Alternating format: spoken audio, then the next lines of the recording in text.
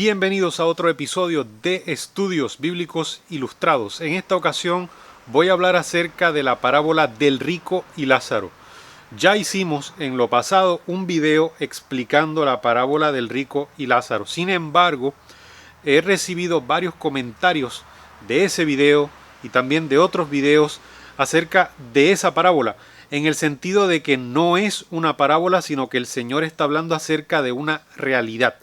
¿Por qué? Pues por lo siguiente, ellos dicen que las parábolas nunca presentan personas con nombre y las parábolas se basan en cosas de la vida cotidiana, de aquel entonces obviamente. Y en la parábola del rico y Lázaro se rompe con ambas cosas. Se presentan personajes con nombre y se presenta algo que no es de la vida cotidiana, el infierno y el cielo, que pues son cosas que los seres humanos en esta vida cotidiana pues no pueden ver. Y de ahí ellos concluyen que la parábola del rico y Lázaro presenta una realidad. No es el Señor hablando acerca de un cuento que al final tiene una moraleja o enseñanza, sino que el Señor estaría hablando acerca de una historia de la vida real, un testimonio. Hago una pausa aquí para ponerte en contexto y que entiendas qué está en juego. Si lo que Jesús contó sobre el rico y Lázaro no es una parábola y sí es un testimonio real, entonces el infierno es real y la vida después de la muerte es real. Si has visto nuestros videos sabrás que hemos demostrado por la Biblia que el infierno como lo enseña la cultura popular no existe, ni tampoco existe vida después de la muerte y fuera del cuerpo. Por eso es importante este tema de si el relato del rico y Lázaro es parábola o testimonio real. ¿Qué tenemos que decir acerca de esto? Pues que la parábola sigue siendo parábola. Rico y Lázaro, ese cuento o esa historia o como lo quieras llamar, sigue siendo una parábola. ¿Por qué?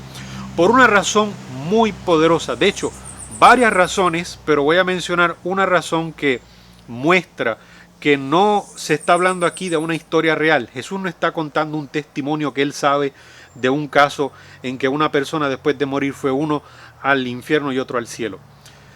¿Cuál es la evidencia? La evidencia viene por una monografía que sometió en el año 1918 el señor Hugo Gressmann. Hugo Gressmann identificó que Jesús estaba contando una historia basándose en otra. Jesús modificó una historia que ya alguien había contado en la antigüedad, un cuento egipcio. Gressmann llamó la atención de los investigadores hacia una historia egipcia, escrita en lengua demótica al dorso de un documento griego con fecha del año 7 del emperador Claudio. La historia habla de un niño egipcio, la reencarnación de Osiris, el cual lleva a su padre a visitar el reino de los muertos. La intención del niño es mostrar qué pasó con la vida de dos hombres distintos. El primero de ellos, un rico que al morir fue llorado por un coro de plañideras vestido de la forma más fina y selecta y que le hicieron un funeral con todo lujo y pompa. El otro personaje, un pobre mendigo que al morir no fue tomado en cuenta por nadie y que lo enterraron en una fosa común en Memphis. En el mundo de los muertos, el rico tiene la desgracia de vivir una eternidad con un objeto clavado en la órbita de su ojo derecho, sufriendo un dolor eterno, mientras que el mendigo está vestido con las ropas del rico, muy feliz y parado junto al trono de Osiris. Al final, el niño le dice a su padre: cuando llegues a Amente, ojalá te traten como a ese mendigo y no como al otro, el desgraciado ricachón. Gressmann sostuvo que la leyenda pasó de Egipto al judaísmo por medio de judíos que vivían en Alejandría, transformándose en el cuento del publicano rico Barmayán. El cuento de Barmayán habla igualmente de un rico y un hombre común, y la muerte de ambos, e igualmente dos desenlaces distintos como ya imaginas. El caso es que existiendo estas historias, podemos pensar que Jesús aprovecharía estos cuentos conocidos y presentaría una versión distinta para llevar un mensaje. Esto prueba que el rico y Lázaro sí es parábola, pues usa los elementos de unos cuentos conocidos. Ahora, todas esas similitudes pues nos señalan a que no estamos hablando de una historia real. Estamos hablando de que Jesús tomó un cuento pasado, lo modificó para traer una enseñanza. Y la enseñanza no tiene que ver nada con el cielo o con el infierno, sino que la verdadera enseñanza que Jesús quería traer al modificar un cuento muy conocido en su época era el aspecto de que tenemos solamente esta vida para tomar nuestra decisión y que las escrituras corresponden el único medio por el cual el Señor puede darnos el mensaje, la advertencia para que nosotros aceptemos la salvación o la rechacemos. Eso es todo lo que nos quiere decir. Pero vuelvo y recalco algunas cosas que dije en el video viejo sobre la parábola del rico y Lázaro, que nos enseñan que sí estamos como quiera hablando de una parábola. Recordarás, si lees bien de nuevo el relato de Jesús, la parábola del rico y Lázaro, que número 1, se presenta una geografía del cielo y del infierno que no va conforme a lo que muchos cristianos creen, supuestamente según la Biblia, en realidad conforme a la tradición, y que nos enseña de que en realidad no se está hablando de algo real.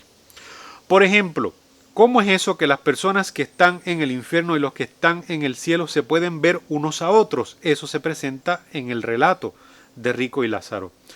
Hay solamente un vacío, un precipicio, un abismo de separación entre los dos ámbitos que estarían en un mismo plano, según se presentan en la historia. Porque asimismo se dice que hay un abismo de separación entre el Lázaro y el rico. Y pueden mantener incluso una conversación por ambas vías, o sea, una conversación que no tendría ninguna lógica. ¿Cómo el Señor va a colocar el lugar del paraíso al mismo plano que el lugar del castigo eterno? No sería bueno para nadie. Sería una tortura más grande para los que están en la tortura eterna y sería también una tortura para aquellos que están en supuesta dicha eterna, viendo allí a amigos, conocidos, que se estarían quemando por la eternidad. Ahora, ¿qué te quiero decir con esto en resumidas cuentas?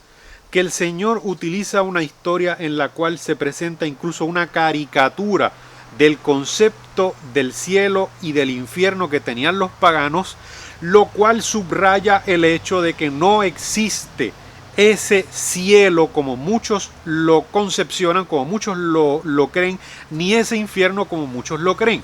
Sí, va a haber un lugar de gloria, o de hecho hay un lugar de gloria en la patria celestial. Marta le dijo a Jesús claramente, que era lo que creían los judíos de aquella época, que ella tenía fe en que su hermano resucitaría en el día final. ¿Qué es el día final? Cuando Jesús vuelva. Eso es lo que dice el apóstol Pablo. Cuando Jesús vuelva, los muertos en Cristo resucitarán. Así que no está la abuelita mía en el infierno, ni la tía tuya está en el cielo. No, nada de eso.